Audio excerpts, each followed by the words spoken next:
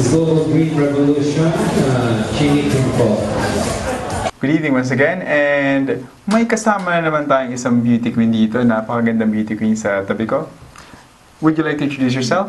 Good evening to everyone. I'm Chini Timpok, or also known as Miss Sushi Temple.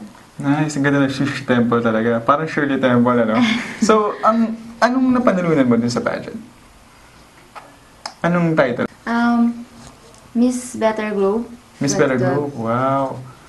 Narinig ko na nasa personality mo daw yung fighter ka and hindi ka quitter. Kasi nung una yata medyo nag-aalangan ka na yata na baka hindi ka manalo or baka parang negative ka nung una. Nag-rise ka lang. Sige, Kasi share po, mo sa kanila. before, marami po kaming magkakasama na punta dun sa Mystica Pageant po para mag-audition. And then, sila good, tapos ako bad. Tapos, Paano bad? Sige nga, bad. Kasi po, Napaisip kami. before po, sobrang akong mahiyain, wala akong confidence sa sarili kasi talaga po. Tapos, yung may makaharap lang ako ng ibang tao, sobrang kabado po ako, yung parang ninigas. Sa ganda mong yan, hindi ka pa ganun ka-confident? Siguro po hindi lang ako sanay na sa ibang tao or sa maraming tao. Pero paano mo nilabanan yun? Paano ka nagtagumpay?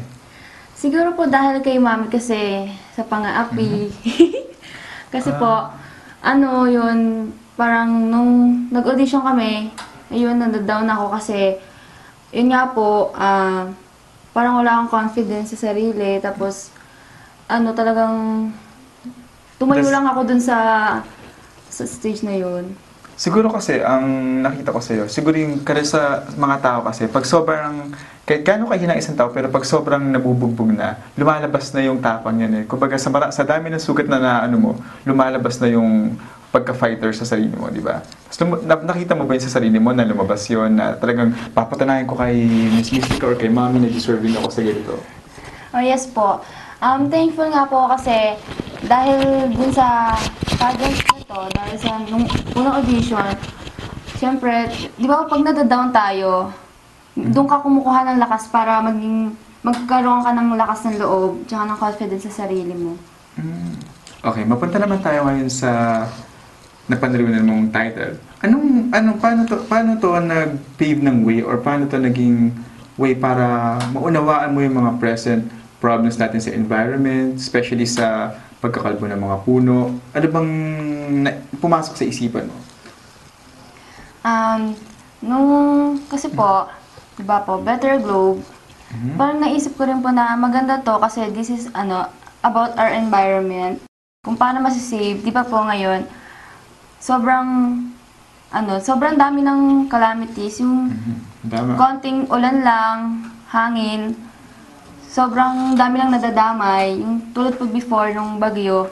Kasi nakakalbo na yung mga puno, kasi pag nagmimina sila, hindi nila pinapalitan. Kasi ang trees talaga, ang pinaka-importante sa ating environment kasi parang nag-save siya ng life kasi, di ba? Doon tayo kumukuha ng resource, di ba, ng pagkain, ng shelter, di ba? Tama ka nga naman doon. Taga saan ka pala? May province ka ba? Cavite lang. Ang Cavite. Pero doon ba nakikita mo na may problema din kayo sa environment? Sa lugar nyo? Meron po, pero sa lugar po namin, hindi naman po ganun siyang bahain kasi nga po may mga puno rin nakatayo, ganun po.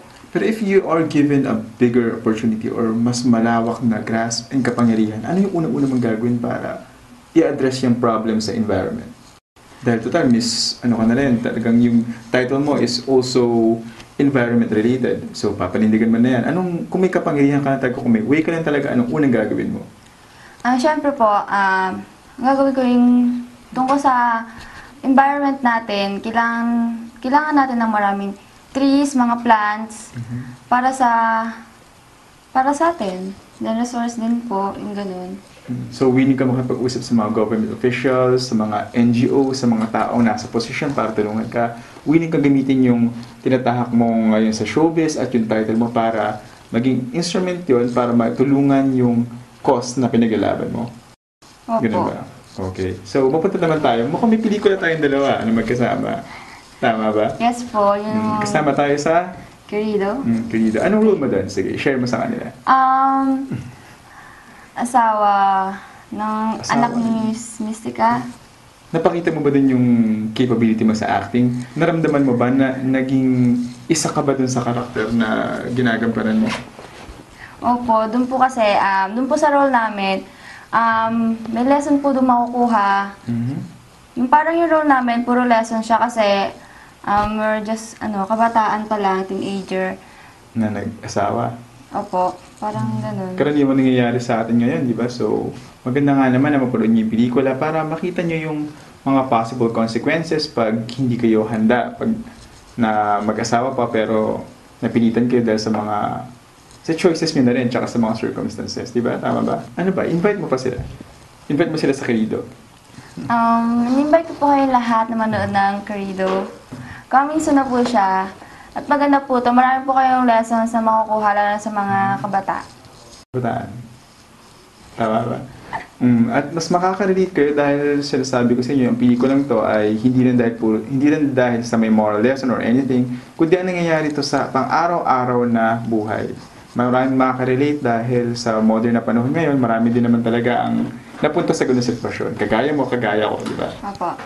Ano bang mensahe ang gusto mong iparating din sa mga nangarap din mag-artista, nangarap maging beauty queen, o sa mga taong gusto lang tumulong sa ating environment?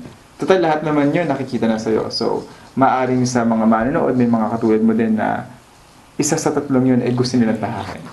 Okay po.